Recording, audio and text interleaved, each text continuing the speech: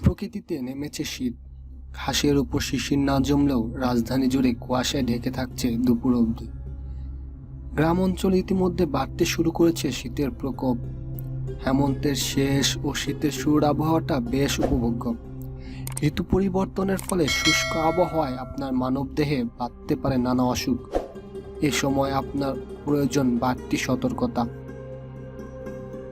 শীতের এই সময় ঠান্ডাজনিত সমস্যাগুলো বেশি দেখা দেয়, যেমন সর্দি, কাশি, গলা ব্যথা, নাক বন্ধ হওয়া, হালকা জ্বর, শরীর ব্যথা, কোল্ড অ্যালার্জির মতো কিছু সমস্যাও দেখা দিতে পারে। এ ধরনের অসুখে সাধারণত চিন্তার কোনো কারণ নেই। মাত্র কয়েকটি ঘরোয়া চিকিৎসায় আপনার শরীর সুস্থ ও সুন্দর হয়ে যাবে। এ সময় সবচেয়ে বেশি দেখা দেয় ইনফ্লুয়েঞ্জার মতো ভাইরাস জনিত রোগ। ফলে ঠান্ডার পাশাপাশি জ্বর, কাশি, এমনকি তীব্র শ্বাসকষ্ট হতে পারে। ফুসফুসের পাশাপাশি দেখা দিতে পারে টনসিলের ব্যথা, অ্যারথ্রাইটিস বা বাতের ব্যথা, শীতের ত্বক শুষ্ক হয়ে যাওয়া, ত্বক ফেটে যাওয়া, এমনকি চর্মরোগও দেখা দিতে পারে। বিশেষ করে শিশু ও বয়স্ক মানুষদের কাশি ও কোল্ড অ্যালার্জির মতো সমস্যাগুলো সময় মতো শনাক্ত করা না গেলে তা নিউমোনিয়াতেও পৌঁছে যেতে পারে। এদিকে মশাবাহিত ডেঙ্গু, ম্যালেরিয়া, ফাইলেরিয়া সহ নানা ভাইরাস জ্বরের উপসর্গ দেখা দিতে পারে। এমন কোনো উপসর্গ দেখা মাত্র চিকিৎসকের কাছে যেতে হবে। শীতকালীন রোগ থেকে দূরে থাকতে হলে আপনার যে বিষয়গুলো সম্পর্কে সচেতন থাকতে হবে। প্রথমত, যাদের শীতের সময় ঠান্ডাজনিত সমস্যা বেশি দেখা দেয় তারা শীত শেষ না হওয়া পর্যন্ত হালকা কুসুম গরম পানি ব্যবহার করুন। ঠান্ডা পানি ও ঠান্ডা খাবার যতটা সম্ভব এড়িয়ে চলুন। এছাড়া জ্বর, সর্দি, কাশি ও গলা ব্যথা চিকিৎসায় তুলসী পাতা খুব ভালো কাজ করে।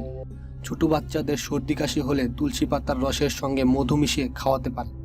ইনশাল্লাহ সর্দি কাশি ভালো হয়ে যাবে। দ্বিতীয়ত, যাদের অ্যালার্জির সমস্যা আছে তারা নারকেল তেল ব্যবহার করতে পারেন, কেননা নারকেল তেলে রয়েছে ময়েশ্চারাইজিং বা অ্যালার্জিও ক্ষেত্রে ত্বককে সুরক্ষা দেয়। এছাড়া লোশন, অলিভ অয়েল, গ্লিসারিন ব্যবহার করতে পারেন। শরীরে শুষ্ক ভাব দূর করতে এগুলা সহায়ক হবে। তৃতীয়ত, শীতের সময় বাতাসে ধুলাবালি বেড়ে যায়। এছাড়া ঢাকার মতো শহরে বাতাসে নানা ধরনের ধাতুর পরিমাণও অনেক বেড়ে যায়, যা আমাদের স্বাস্থ্যের জন্য ক্ষতিকর। এই সমস্যা থেকে বাঁচতে সবসময় মাস্ক ব্যবহার করবেন। যাদের ধুলাবালিতে অ্যালার্জি আছে তাদের জন্য এটি বাধ্যতামূলক। শীতের সময় প্রচুর পানি খাওয়ার পাশাপাশি ভিটামিন সি রয়েছে এমন খাবার যেমন জলপাই, কমলা, লেবু ইত্যাদি প্রচুর পরিমাণে খাবেন।